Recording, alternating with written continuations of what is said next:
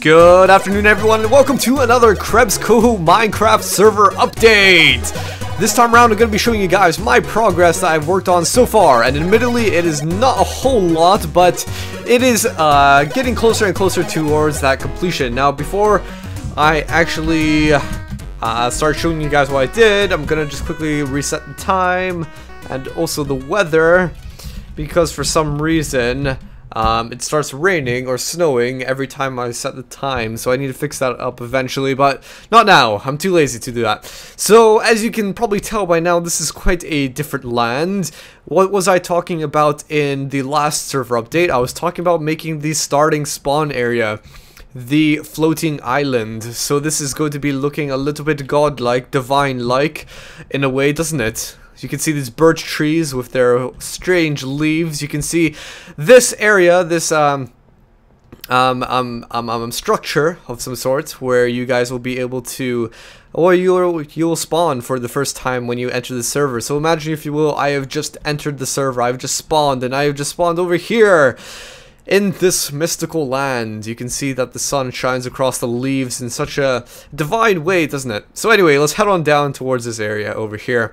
And as soon as you start approaching, start making your way into the world, what you'll come across is two crossroads over here. This will eventually entail some rules on the server. Well, hopefully not too much, but I'll be explaining the main premise of it being a realism server and such stuff like that.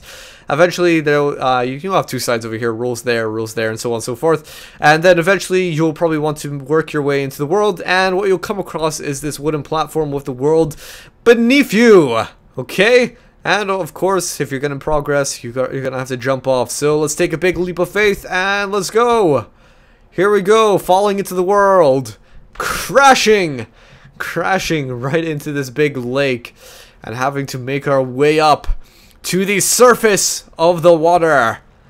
And of course we come across this this landing of some sorts, and that is the floating island right up there, guys. So I know it's gonna look a little bit weird from this perspective when you're down on the main island, but of course, that is the floating island where everyone will be starting off from, and they'll be jumping down into the real world, right? The real world. This is the real world. Don't mind some of the stuff that's going on here, like this grass along the path. That's going to be changed. And that is pretty much it. That is the majority of what I worked on since the last server update. Apart from a few tweaks, for example, I brought in one of my friends on the server the other day, and we balanced up the jump quest a little bit, so it's not so to exclude some bits that were way too easy to get through the jump quest. Now it's more balanced and a bit harder to actually get through, so that is the whole point of it. Apart from that, I've done a few other tweaks, such as fixing the land masses where these islands were, the other islands. As you can see, before in the previous server updates, it was just the land mass just went straight down. There was no slopedness of it going down towards the seabed. Now it has a wee slope going down. So those are minor tweaks. Same with the other island over there. Has a bit of a slope going downwards. Stuff you probably won't really care all about, but it does make a bit of a difference. And so that is pretty much what I've done thus far. Okay, so what I'll be working on next is probably, good question actually, probably working on more islands. So that one place where the jump quest was, I'll probably be working on that next to finish off that island. I want to change this jungle sooner or later, but I think I'm going to do that a little bit later because I can't really be bothered with it just at the moment. And yeah, that's pretty much it. In terms of what the server is going to be like, I've been thinking about it a little bit more. Don't worry about that glitches in the ground. That is just a slow chunk loading, whatever that might be. What the server is going to be like, I'd like there to be an end goal to everything. I know I keep talking about this, but an end goal to the server is what I'd ideally like to have. So of course you'll have the free roaming aspect of it and everything like that, but I would like all these alliances and everything to have a meaning.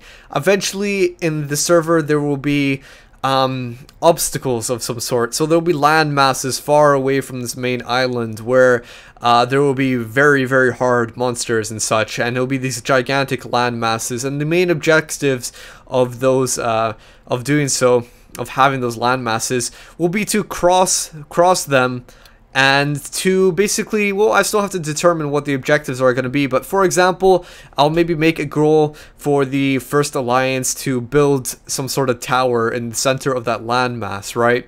And in order to get into the center of that landmass, there's going to be ravines and rivers and such, and the only way you're going to be able to actually cross those things are to be able to build some sort of bridge across it.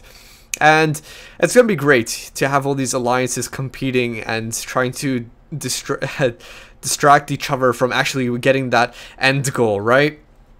Of course, these end goals, such as building that tower in the middle of the landmass, will eventually lead up to a more final goal, and that final goal will hopefully be something like beating the Ender Dragon or whatever, the the final boss, something like that, right? And this is going to take a long time.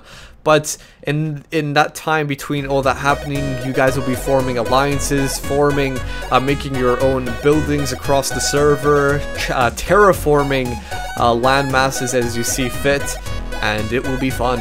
Okay, so that is what has been going on so far with the server, and until next time, see you all later. Bye-bye.